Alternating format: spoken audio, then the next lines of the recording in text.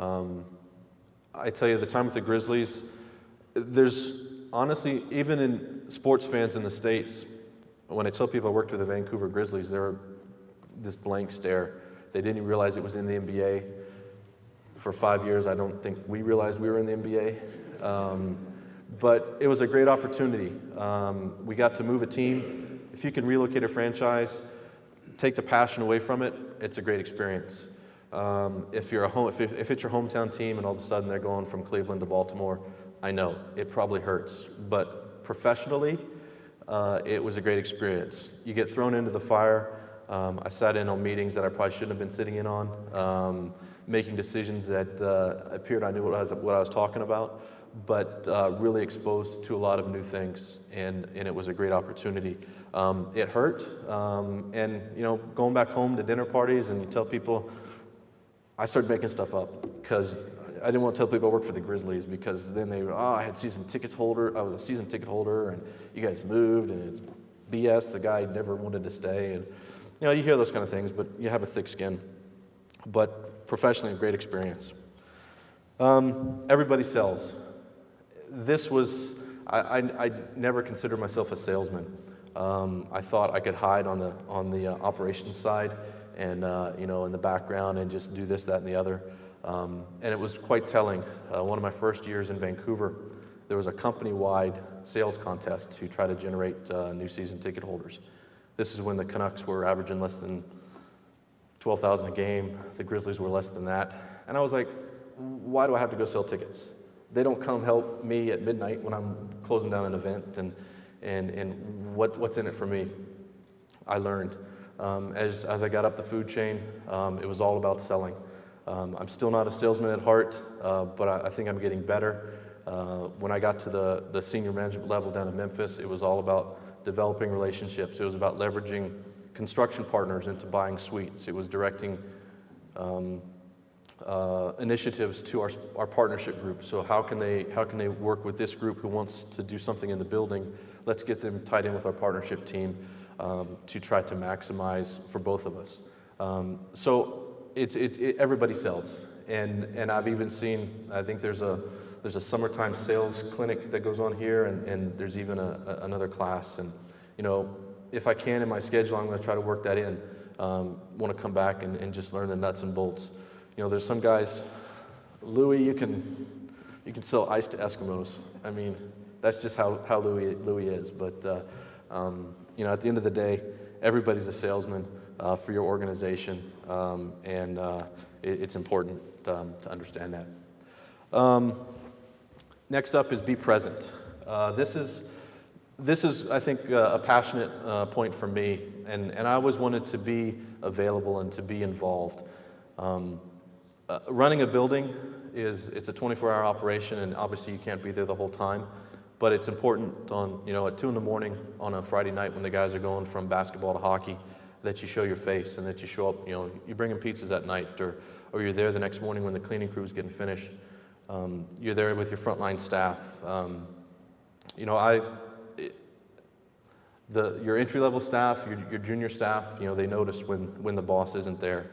Is he pulling his weight on a Saturday afternoon and coming in for the game that night, or is he showing up, is he rolling in at tip-off and taking all the credit for it? And I prided myself on trying to be there for the good and the bad, and it definitely does pay off, down the road when people recognize that. It's Canadian dollars, $1,054.02. That was my first paycheck. So you convert that, I think at the time it was about $775 American for my first 2 weeks working in the big leagues. Things have changed, and I've been very fortunate for that, but I think everybody knows it's not about the money. It's about the passion you have, and if your cards line up, things will work out. But there's my classmates from Tulane, probably half of them ended up on Wall Street in the late 90s. So I can only imagine where they're at. But I haven't had a job yet. That's why I think about my career. It's never been a job. It's been something that I've been passionate about, and that I woke up anxious to go to work. But especially in Canada when they take a little bit more off the top.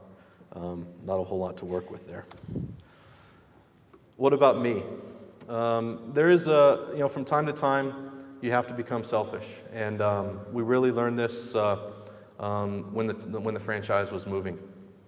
Our president at the time was Andy Dolich, who is an alum of the program and who has become not only a great professional mentor to me, but also a good friend. And this was really Andy's mantra, was he knew it was a big time. There's a lot of change and a lot of transition happening when a team moves. There's a lot of people from Vancouver that their heart was broken that the team was going to Memphis. And Andy always reiterated to us, well, what about me?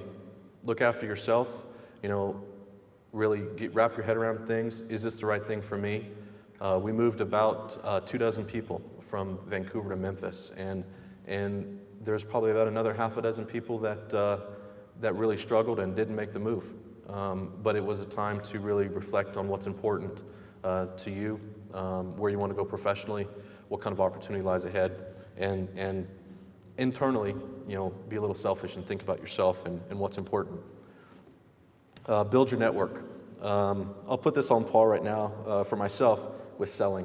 I'm not a cocktail party kind of guy, but I've got to be, and I think everybody does. And this really is for the current students and the first years and you guys that are getting ready to graduate. This is really your first opportunity. I think in this day and age, with everything that you guys have, I'm sure you guys already have a class of 2010 Facebook group, and we have ours, and I think there's 7 people on ours. Oh, we're double digits. Yeah, we're getting there. But utilize everything you can. Back when we started out our class, I know we really tied into the old phone book, the directory, and making those cold calls and getting to know people. But there's a lot of people come back every year to this event, and even from the West Coast, I've tried to make it back as much as I can. I've gotten to know some people that have been in recent years' classes, and I know Jim's really stressing that reach out to those of us. If it's in your field, if it's in your city, if you like what you see, pick up the phone. I'm sure Louis can get you a tour of the Cowboy Stadium and what's going on there, and Scott's up in Toledo, or Steve's up in Toledo, so learn about that. We've got it covered, and having guys like John from LB Beckett. I mean, we're just trying to help you guys expand that network. So don't forget about us. Expect adversity. It was a lot of changes in my career that I didn't expect. Some challenging parts that never would have thought I was going to move a franchise 6 years after it started, but it happened. And it's really how you deal with that and how you rebound and really where you want to go. I've had some opportunities, and right now I'm kind of at that crossroads. Do I want to stay in the business, or do I want to look elsewhere? And it's a tough time, but it's one that's I'll make the right change, and we'll go from there. And beyond the horizon, this is just a simple thing that not that I'm a trendsetter and going somewhere outside of the States, but I think going up to Vancouver was a great option for me. It did work out, and I think as the world gets more and more international, there's going to be a lot of opportunities. Is the NBA going to end up in Europe within 5-10 years? Hopefully. I think it'd be a great option. I'd love to get involved with that. UFC, didn't know anything about UFC 9 months ago, but there's a huge growth factor there. There's a lot of graduates from the program that had huge success in WWE in the 80s and 90s, and I fully expect there'll be a similar growth pattern with UFC as it goes worldwide.